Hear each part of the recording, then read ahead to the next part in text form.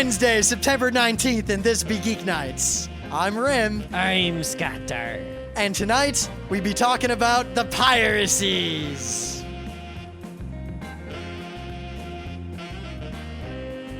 Let's do this. All right, people. I know that a long time ago we promised, like double time, that we would never advertise on Geeknights or sell ads on Geeknights. I guess that's redundant. There's get sponsors for Geeknights or anything like that. But eventually, you know, I guess, you know, like if someone came and offered us like $1 billion, we wouldn't be able to refuse. Scott is the one, this was his idea and he accepted it, so I'm just gonna let him tell you what is going on.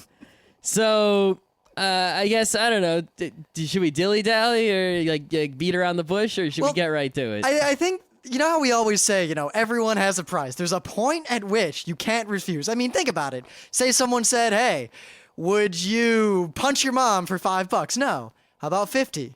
500? 1,000? 50 million. And then your mom would say, hit me, right? So even, you know, no matter how much you make a promise and how much, you know, you're the type of person who will never break promises, there is always some set of conditions in the world. You know, who know, you might not even be able to conceive of them, but there might be like this incredibly rare circumstance of events where you will go back on your promise. Granted, for me to go back on my word would often take some sort of, I don't know, promise of supernatural powers. Something like that. Maybe wings. But anyway, we have gone back on our word in a way, and I am simultaneously pleased but also ashamed to announce that this episode of Geek Nights is sponsored by the letter R. Does it scare me? Yarr. All right, that's enough of that. That's enough of that. We learned our lesson last year.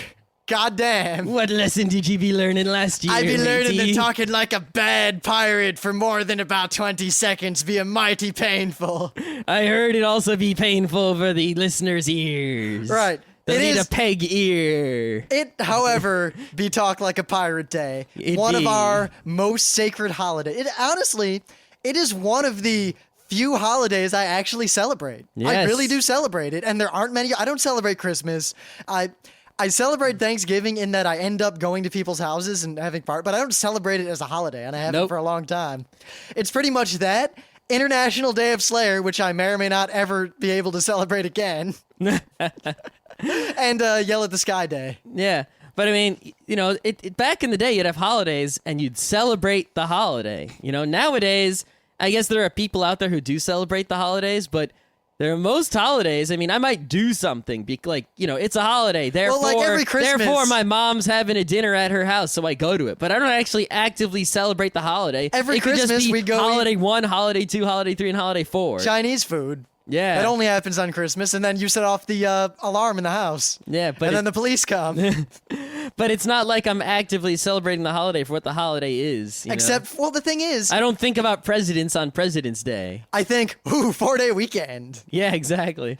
I think the thing is that a long time ago, when a lot of these holidays were celebrated more fervently, it was that the holiday itself was an important part of culture and was celebrated. And I think this is generally true more and more of our generation and the, you know, so-called internet generation, that those holidays don't mean much to us other than... Especially those fake card company holidays. Mother's Day, fuck you. Not fuck mothers, but fuck you, Mother's Day. I'm done buying cards, if anyone didn't realize it. The thing is, and my family at least has accepted this, because when they realized after many years that it wasn't just me forgetting, it was just that I refuse to buy trite gifts for any holiday. If I buy a gift, it's a freaking gift. I'm not going to spend $5 on a piece of cardboard for you, and I'm not going to buy you a gift just because it's a certain day of the year. But I'll buy you a gift if I see something that I think you would want. What I was want to saying give it is to just you. that these holidays used to have cultural meaning, but our generation, at least many of us in it, or at least myself and Scott and many of our friends, holidays that's not part of our culture anymore. My culture is much more related to things on the internet and my geeky talking things. like a pirate. So holidays like International Day of Slayer are part of me, and I celebrate them because I celebrate Slayer and all that it stands for. Yep. However, I didn't celebrate International Day of Slayer the way it was supposed to be celebrated because I probably would have been fired and arrested. Yeah, it's always difficult at some of these geeky holidays, you know? I guess it's like anything. Like, you know, those people who say, oh, it's my religion to, like, smoke weed all day. It's 420. Yeah, well, it sort of doesn't work if you actually have to go and interact with the world. I mean, Yeah, I had to meet a client today. If I had said, I be the communications specialist installing ye switches, I don't think it would have gone over well with the executives. No, I don't think so either, you know? So your options are, you know, to either take the day off or not celebrate your holiday to the fullest. I'd celebrate it in that I'm excited about it all day, even if I don't get to do much about it during the day. I spoke like a pirate when I went to the GameStop today. I always will. Well, I'll always do it whenever I see a person who I think might be cool. It's kind of a GameStop test. employees. It's definitely a test. Hey, remember when we were in with the best GameStop ever? Yeah, it was so at Otakon in there's like this mall attached to the hotel that we stay in. Yeah, we It's were a gonna really just. crappy mall too. Yep, and before we went to Wildwood, myself, Scott, and Pete went to this mall because Scott decided he needed shoes. So he wandered around the mall. He didn't find his shoes, and then he couldn't find a purse to match him. And his hair Enough didn't with match- this stupidity. Dude, there's a GameStop in the mall, and the GameStop Pete and had I like, went to this GameStop while Scott was looking for shoes. I was at the GameStop also. I yeah, bought because Planet Puzzle League you there. couldn't find shoes with the right heel. They had the GameStop had two of the coolest GameStop employees ever. They actually knew games and cared, and they were cool. Yep, because at first, I mean, it was normal GameStop banner, and I was like, whatever. And the girl was kind of snarky, but at the same time, she said kind of like, I forget what game, but a really shitty game was awesome. And I look and I think, should I interact with this person? Yes, I should. What are you talking about? That game's crap. And she's like, you're right, blah, blah, blah. I was being snarky. Check it out how snarky I am. I don't think that's what she said. No, I was paraphrasing the meaning. She said something else, but the meaning of her words was check out how snarky I am. Yeah. Anyway, we're not going to talk like a pirate the whole show because last year people complained. Well, I complained. And my throat would complain, even though my throat is like twice Rim's throat. Yeah, well, the thing is, we're getting better at this, our voices. I mean, Otakon, despite doing 4 shows, I didn't lose my voice. Me either, but I was quite tired. And I'm actually kind of tired now. I think I need some extra Well, because sleep. we stayed up all night playing a game that may or may not have I come only out. stayed up 1 extra hour. Yeah, but you also stayed up the previous night waiting for the game. I think so. Not much, though. Longer than you should have. Yeah, anyway. Anyway, it is Anime Manga Comic Day, in addition to being Talk Like a Pirate Day. So, speaking of pirates, you might have heard of this anime called One Piece. Arr. Now, One Piece, I don't want to get into how I feel about One Piece. The concept, the style, the aesthetics, the characters, the story, everything about this show is awesome, and it's so up my alley I could cry. Yep. But the actual show is just crap. The manga is also the thing Crap. is, like, I have 11 volumes of the manga. I own them, right? And like, because I read like the first couple volumes and they were awesome, and then like it got to a point where I realized that like, okay, the last 2 volumes are just the same fight, and it didn't stop. And then it got back to awesome, and then there was like 2 volumes of a fight. And then eventually, like in volumes 9, 10, 11, they fight the fish man. And they're just fighting the fish man for like 3 volumes and nothing happens. And I'm like, what the hell?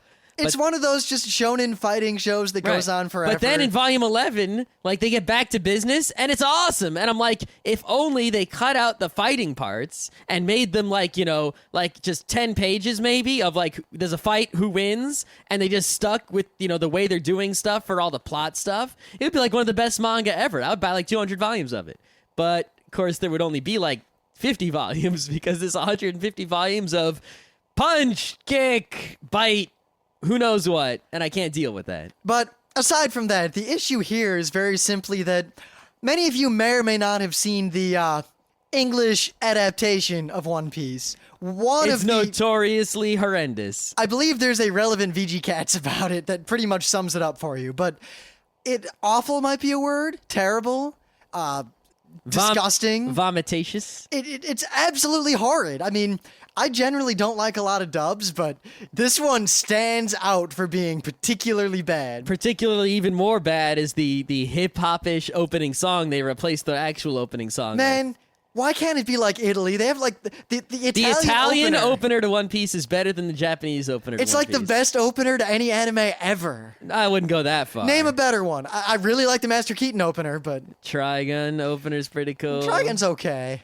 I like the song, but the opener itself isn't great. Okay, good song and Just opener. like an opener as a whole. Watching the One Piece Gundam opener. Seed has really awesome openers. All right, yeah, I got to give you that. Gundam Seed had this way of just pumping me the fuck up. It sure did. All right, anyway. So, Funimation, I don't know if we've talked about this or not, is redubbing One Piece. Well, what happened was that the other people were putting out One Piece and then they stopped.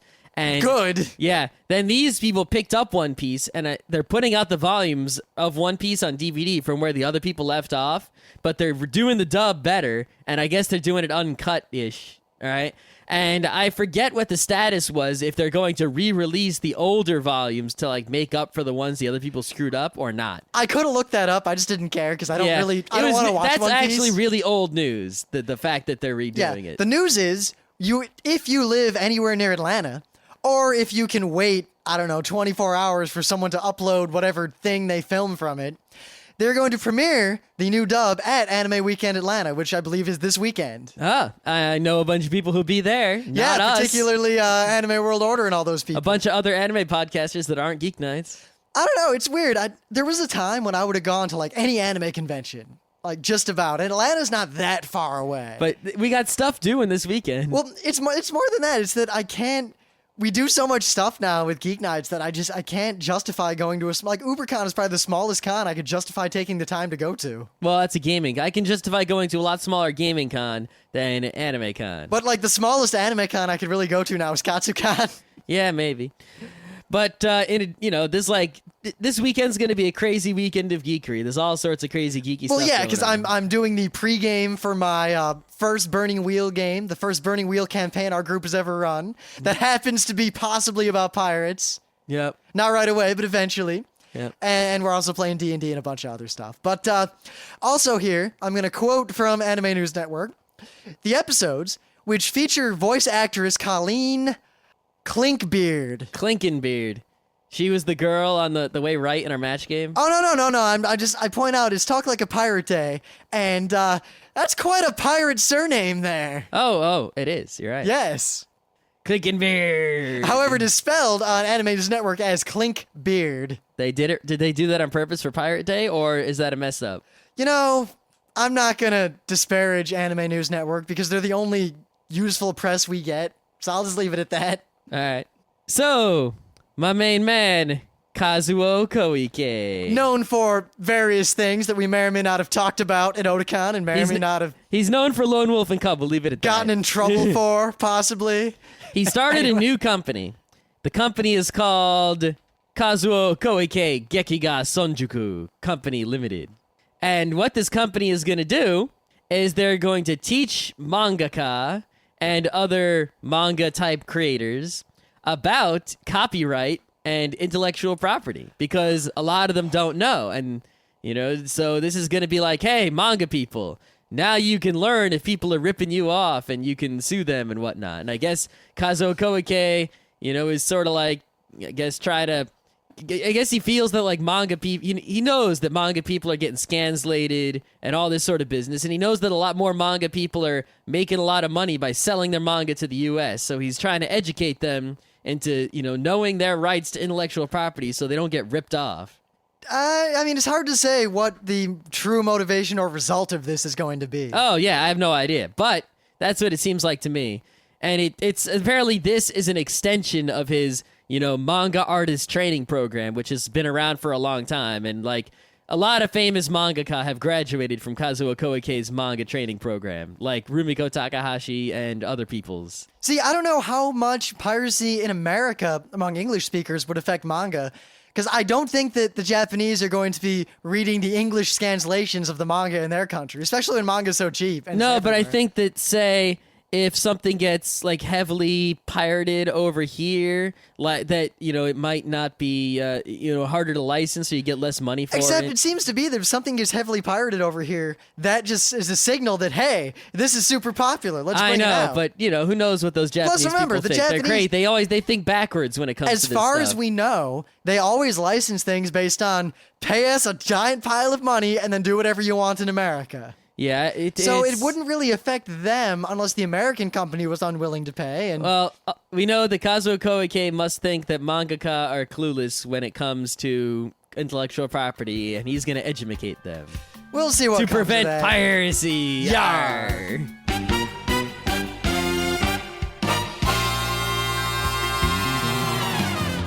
Things of the day.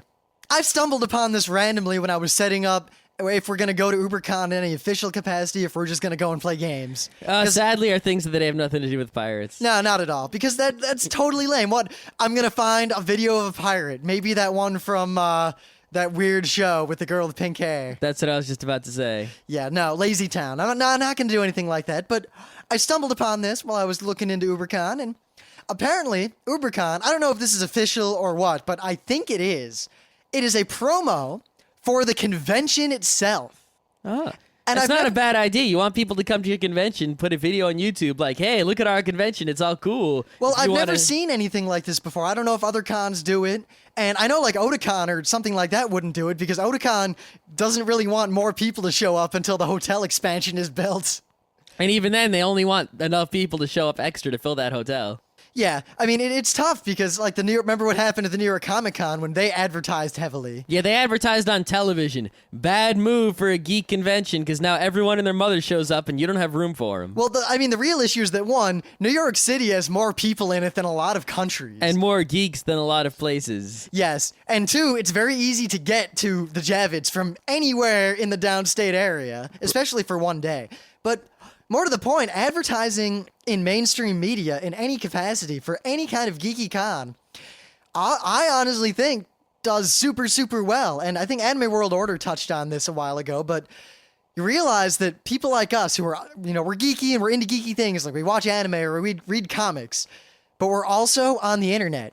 And we talk about it and we consume media related to, but not directly coming from, our interests. Yeah, we're actively geeky. I mean, I don't just play video games, but I also go out and I read blogs about video games and I forum about video games and I make a podcast about video games. We're on the radar, and all of you are on the radar too, because you listen to things like this.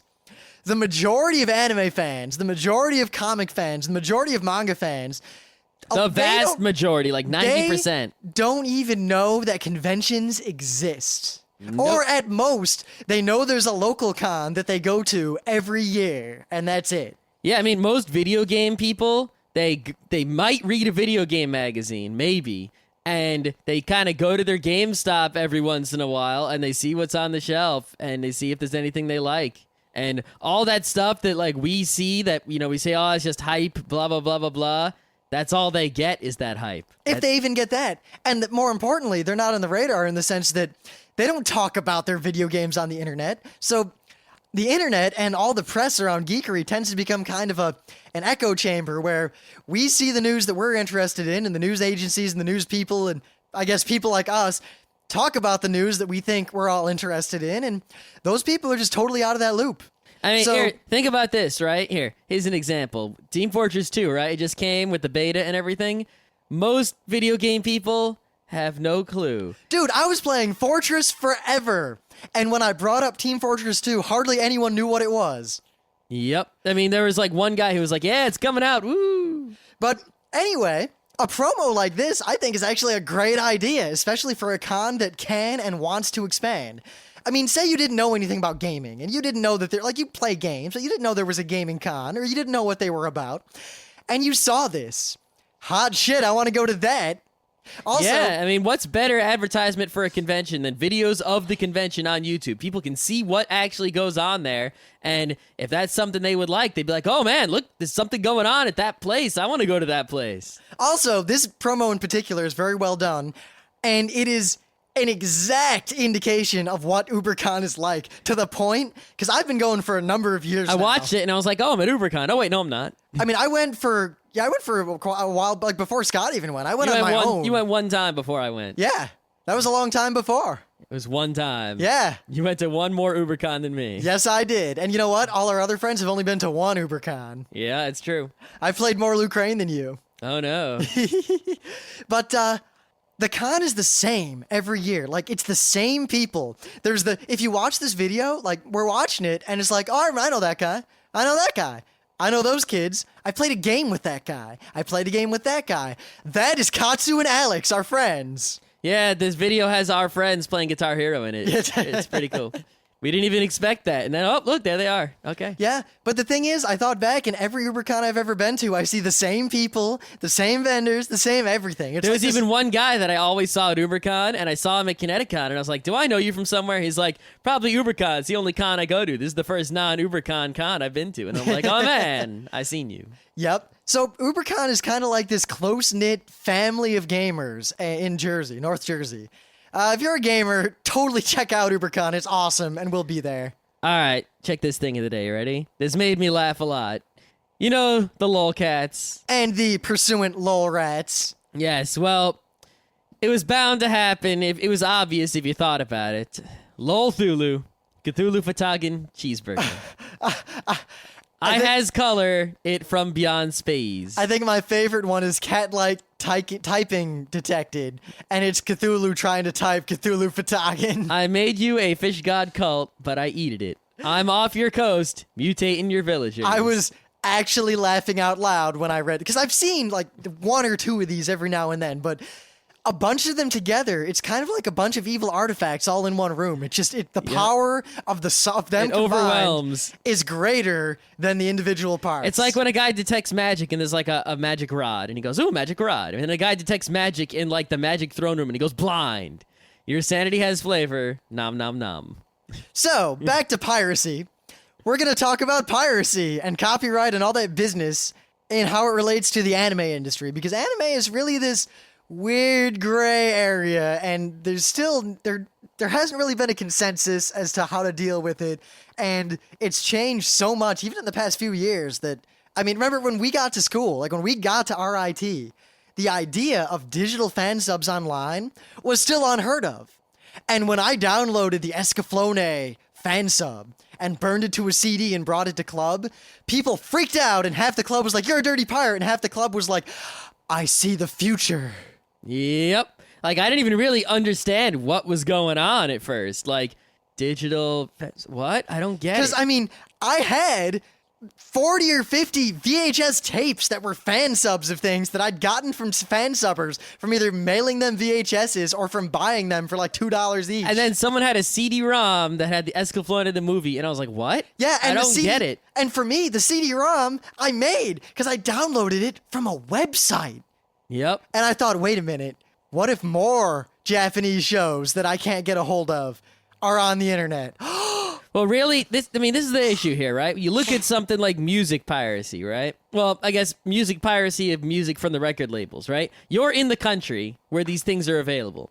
They are making these things available to you. They're in the store, you can buy them. The original one. It's not like it's inaccessible, you know? And the only reason to pirate it is to not pay. You know, because you don't want to pay for it. It's right there. There it is. It's not like some other place gets it first and then you get it later. It's not like, you know, it's in a different language and you need to translate it. It's just, if you pirate it, you're just avoiding paying for it. Which, you know, when I was in high school and college, I was all about pirating things. You know, video games, music, whatever, because I had a lot of free time and not a lot of money. So even, you know, moral quandaries aside, and of course all this is illegal, I felt it was in my best interest to pirate things because I had plenty of time to go and dig around peer-to-peer networks to get the music and not enough money to buy it. So pirating got me more stuff, and I was spending time I didn't care about and saving money which I didn't care about. See, the thing is, though, it's weird how I always treated anime differently. I mean, I pirated music, like, constantly, possibly, maybe not, deniability here since I'm talking to an audience, but I may or may not have downloaded many gigabytes of music from American labels, foreign labels, whatever.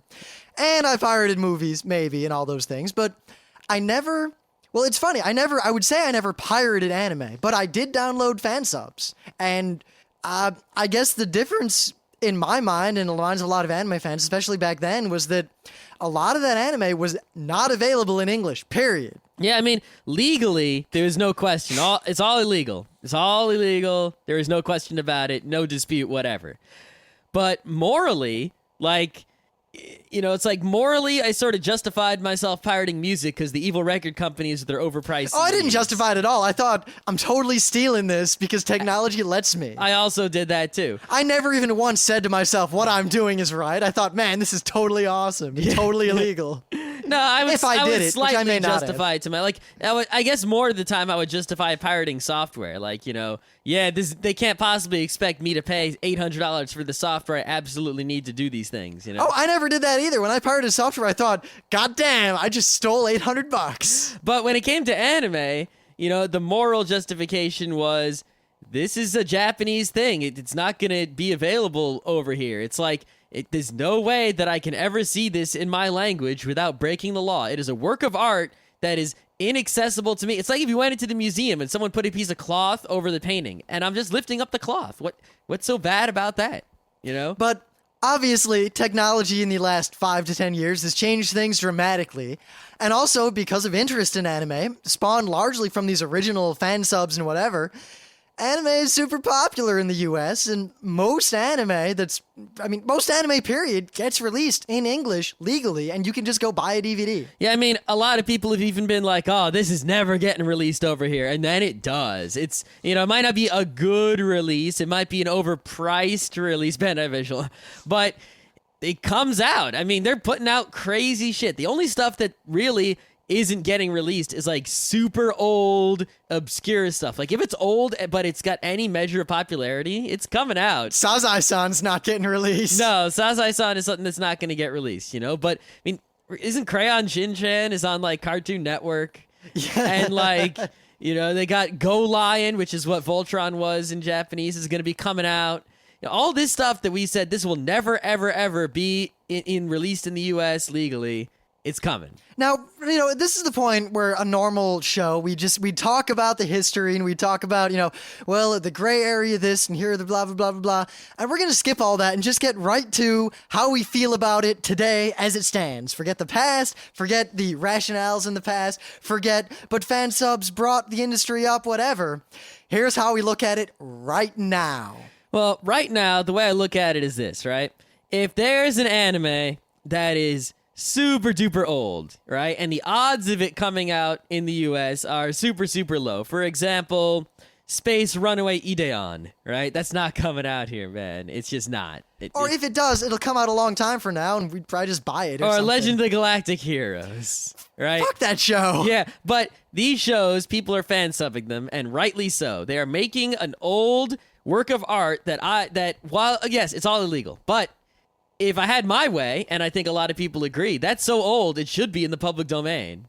And there's no way any person who doesn't speak Japanese and doesn't want to spend a lot of money to buy DVDs from a foreign land, which is also sort of illegal to buy Region 2 DVDs and play them in the US. I mean, it varies from country to country and all these things, but region law, well, I won't get into it. No, but like it is illegal to say buy a Japanese DDR machine and bring it to the US and play it. Yep, and because the music is licensed and blah, blah, blah. And it's similarly illegal to say buy a Legend of the Galactic Heroes Region 2 DVD from Japan and watch it in the US. So you could probably do it legally if you paid certain tariffs. It's basically illegal for you to experience this work of art in a way that you can understand. You know what though? Forget the legal argument if it is or is not actually illegal, but or if it's functionally illegal. That's what I have no problem. Right? I have no moral quandary with downloading a fan sub of that show and watching it, even though it's illegal. Well, I was just going to say, regarding Region 2 DVDs, the fact that DVDs are so expensive in Japan pretty much precludes me from ever buying a Japanese DVD no matter what. Nope, pretty much, unless they decide to go with reasonable pricing. Which also extends to Bandai Visuals releases. Yes, it does. Which I might, I'll be honest, I might just pirate them. Yeah, I don't know, maybe. The price is just too much. The price is just too much. What I'm going to do is Netflix them. or If Netflix even bothers to get them. I'm going to wait an incredibly long amount of time, like a couple of years, and then they'll have to bring the prices down because all these retailers who just were stupid and bought them will have all these extra copies lying around, and they can't get rid of them, and they'll be in a discount bin one day. But anyway, here is the way, like right now, in terms of fan subs and all that, I look at it pretty simply. I want to watch what's on in Japan right now, like I was watching it on TV. So what we do is I download, the fan subs of shows that are coming out right now. Episode 1, episode 2, episode 3, and watch them and see if I like them. If a show's really good, I'll probably just keep watching it as it comes out in Japan until it finishes, and then I'll be done with it. If I don't super like it, or I just don't watch it, even though I did like it, and eventually, once it's released, once it comes out in the U.S. legally, which is taking less and less time, then at that point, I have absolutely zero justification for fan subs. I'll delete them if I've got them. I won't even think about watching them, and I'll just Netflix the DVDs. Notice I didn't say buy. Yep. I will buy the DVDs if it is a show that I know I'm going to watch more than once because it's awesome, and if it's in like a reasonably priced thin pack box set of some sort. I'm not buying individual DVDs anymore. I'm not buying huge DVD boxes. Forget that. I don't have space on my shelf, and that's a price I'm not willing to pay when I could go with Netflix. Yeah, honestly, Netflix is the sole reason I stopped buying anime. Right, but if you sell me your 26 episode show for $40 in a little tiny box, I'll totally buy that. Well, the thing is, a lot of anime, they're not like so great that I would like go out and spend money to see them. It's got to be a good show too. No, what I'm saying is what I would do is that kind of show, if it were available on TV in the US, like it is in Japan, I would probably have a TV and cable and just watch that anime on TV. A lot of the shows are on TV in the US, but the thing is I don't have a TV. And well, no, they're not. They're on TV far after I was wanting to see them. But now... I'm talking like right now, a show that's on right now in Japan. I would just watch it on TV as it's on in America, as it's on in Japan, in America, if that was available to me. Yeah, see, sort of, the thing is... Well, but I say, I'll watch it on TV. When I say watch anything on TV, that means I would also own a TiVo, and I would watch it whenever I wanted, blocking out or skipping all the commercials. Now... funny. So if it were legal, like say I was watching One Piece in the US on Cartoon Network or whatever. All right. I would use a TiVo, right? I would watch it whenever I wanted, and I would skip the commercials. So effectively, I've gotten the same thing that I would have gotten if I'd watched the fan sub. Well, the thing is the way advertising works, I don't want to start talking about this, but the TV network, if you TiVo it, even though you block the ads, well, when I say TiVo, their number goes up by 1, and they can tell the advertiser that one more person is watching, even though thus they can get more money. But the thing is, I didn't actually watch the ad. But that doesn't matter. But plus two, when I say TiVo, I mean, Myth TV. Yes. Because I wouldn't pay for a TiVo. No, I wouldn't pay for a TiVo either. But yeah, that's, if you TiVo'd it or Myth TV'd it, the TV company would still get money from the advertiser, but they'd be scamming the advertiser, but that's what anyone who sells ads is doing anyway. Well, the point I'm trying to make is I'm making a purely functional argument that functionally, and I'm not using, this is not a justification argument, it's just, I note it as interesting. Watching a fan sub of a show that's on TV in Japan as it comes out is pretty much the same as watching the show as it comes out legally through legal means, but not watching the commercials. Yeah, pretty much. So functionally, there's no difference between the two, but legally and somewhat argue morally, there is, and I find that interesting. Yeah. The other thing is that I pretty much refuse, morally speaking, to buy something sight unseen. I mean, you wouldn't buy anything without seeing it, at least some of it first. You wouldn't buy a car without looking at it. Someone has like a car under a sheet. Do you want this car? $10. You're like, I don't know. There could be a piece of poop under that sheet. What do I know? You got to see something before you pay money for it. That's either a really big piece of poop or you're really credulous. Yeah, who knows? It could be a piece of poop in the car, on the seat, all smeared in. Who knows? Anyway, so the way things work now is that, sure, some anime series are on American television, be it Cartoon Network or something else, right? Some movies are actually in the theaters, and I go to see those, actually. The Miyazakis and the Satoshi Kons and whatnot. But a lot of the anime, especially the ones that I'm interested in, are not on television in the U.S. I don't have a television. I'm not going to get television or pay for cable because it's not worth it to me. And the only way for me to see these shows is Netflix, which I'll do, or buy DVDs. And the Netflix queue is, sort of cheap, is limited, and DVDs are expensive. and I'm not going to Netflix or get something on DVD if I haven't seen it. Now, if I was in Japan, I'd be able to see it for free on television and block ads with the TiVo. But in the US, I can't do that. And there's a fan sub. Except in the US, I can with fan subs. Exactly. So I go and I get the fan sub, and that's I'm going to see it to decide if it's worth watching anymore. It's my moral, I guess I feel it's my moral right to see something before I go in with any sort of amount of money for it. Yeah, and of course. The fan sub is the only way for me to do that. The exception to that, I guess, would be movies as opposed to TV shows. Oh, yeah. Because I don't see The Sixth Sense before I go to the theater to see The Sixth Sense. No, but unless I have The Sixth Sense. But that's the other thing is, like, I usually don't see an anime movie until it actually comes out in the U.S. Well, the thing is, partly because we live in downstate New York, if an anime movie comes out in the U.S., there's a good chance it'll be in the theater, and we just go see it in the theater. Exactly. Which is awesome. And also, if the movies tend to come out in the U.S., and there tend to be trailers that I can see on the internet for free legally. Also, while a lot of the anime companies now are getting wise, and they're like selling downloads of their shows, and they're putting some free episodes up, they're putting them up way after the, Japanese have it on their television. Yeah, now we know there are reasons for this. A lot of people speculate they just can't do it any faster. Well, no, a lot of people speculate that the reasons many shows are released far later than they, I guess, technically could have been, because there's some fan subbers who do a bang-up freaking job right away, or pretty quickly. There's also some fan subbers who totally suck, but I'm not going to talk about that. I don't even care who fan subs something. But it seems like, in a lot of cases, the Japanese company will put some sort of stipulation like, yeah, you can license our show, but you can't release it until X date because we're afraid of reimportation because American DVDs cost less than half what Japanese DVDs cost. And I say to that I'm not even joking or, hyperbolating here. I think the Japanese companies that are selling DVDs are highway robbing the Japanese people. The prices they charge for DVDs are criminal. It's really criminal. A DVD costs less than like $1 to print. Right? The show, you made a ton of money from that show on, TV with your advertisements and whatnot.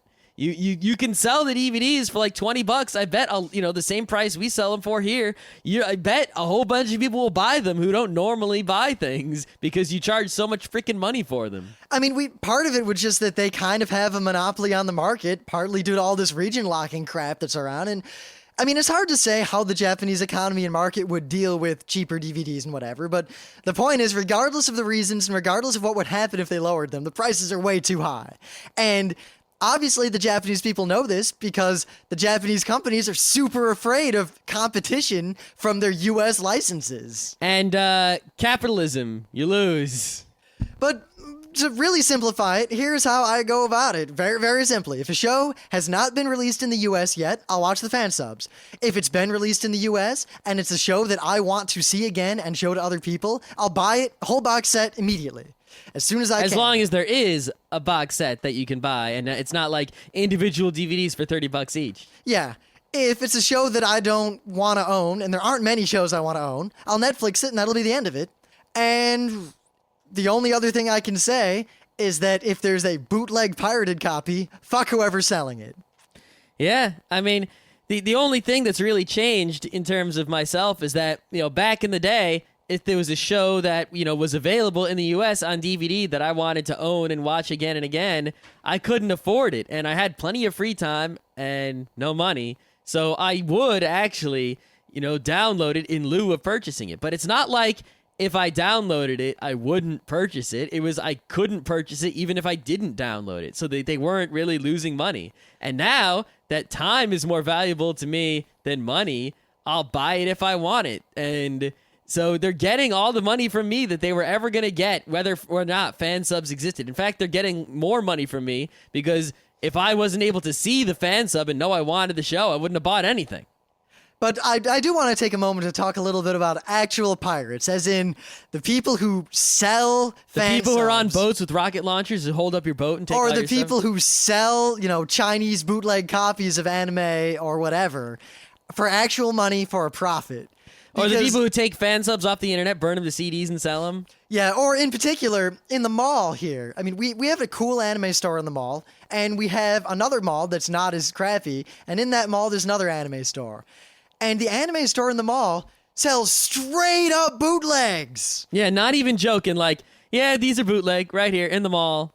We're selling them. And the thing I want to say, because I remember Anime World Order talked about this in depth, and if you want to learn about the anime bootlegging quote-unquote industry, search for the Anime World Order episode about that, because they go into very interesting detail, and it's actually a really good talking episode. about mafias and stuff. And The only point I disagree with them on, and while I don't disagree with them when it comes to like posters and wall scrolls and all those things, even CDs, but when it comes to anime DVDs, there is no excuse. There is no way you could see a bootleg anime DVD and not know immediately that that's a bootleg. They're always packaged really weird. The colors are always weird. the colors are faded, and the packaging is not like DVD packaging you see in Best Buy. I mean, you're always seen- getting a whole bunch of episodes in like very few discs. It'll be like season 1 through 3 of Naruto for $50. There is no way that is not a bootleg. It's And just- obvious.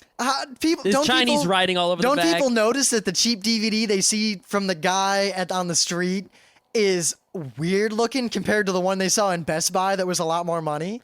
And it's not like they say, "Oh, it's cheap, I'll buy it." Haha, pirate. It's they really don't know, and if that's true, I think you've got problems because it's not that hard to tell. Yeah, I can say with certainty that I've never been fooled. I've never ever been fooled by a bootleg DVD. They are obvious, super obvious when a DVD is not professional. I think part of the problem though is that people they might not realize that that even this thing exists, the bootlegging. It's like they see a DVD for sale. It's a DVD for sale. What they don't know, Well, I could see that, I guess, outside of urban areas, but in New York City, if you go anywhere, you're gonna run into some Chinese woman at some point who says, "DVD, want DVD, DVD?" And if you can make eye contact with her, she'll open her coat and she has a bunch of super shady looking DVDs. They usually for just sale have for them on like, a sheet on the sidewalk for like $4. Yep. And I think people who buy those, I think most of them know they're bootlegging. Like, hey, get a movie for cheap, whatever.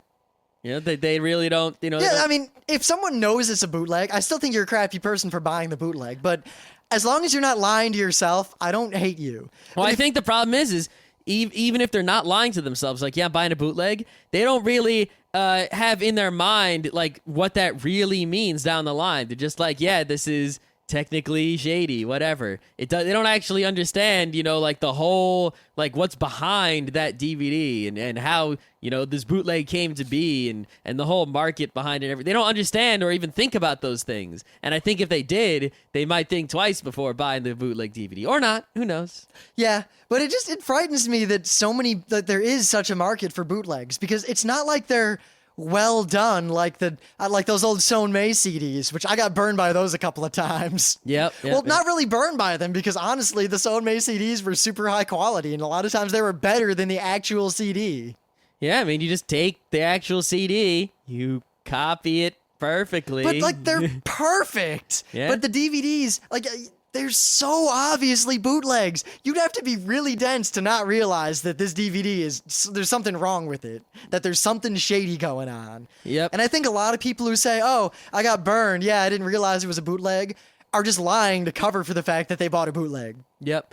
And, if you're going to buy a bootleg, that's the other thing. That's because the fan subs exist, it sort of makes the bootleg stupid. It's like, you're either going to, if you're trying to save money, just get the stupid fan sub. At least you're not giving money to some bootleg scum guy, And if you're not trying to save money and you're going to buy it, buy the real deal. It's better. You're going to get more for your money. Why would you settle for some piece of shit bootleg if you're willing to pay for something?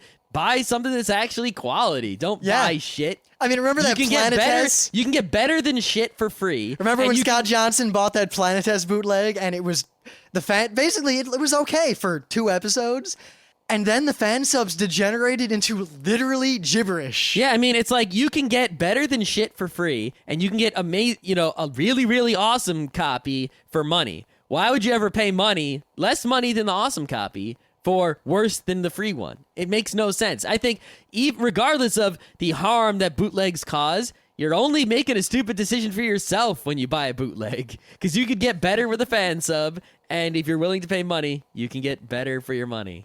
All right, on that note, I wish you all a yarring Talk Like a Pirate day, even though it's almost over. Ahoy. But I gotta get back to playing some Team Fortress 2 or I'm gonna bust. Actually, I kind of want to play Metroid more. I don't know.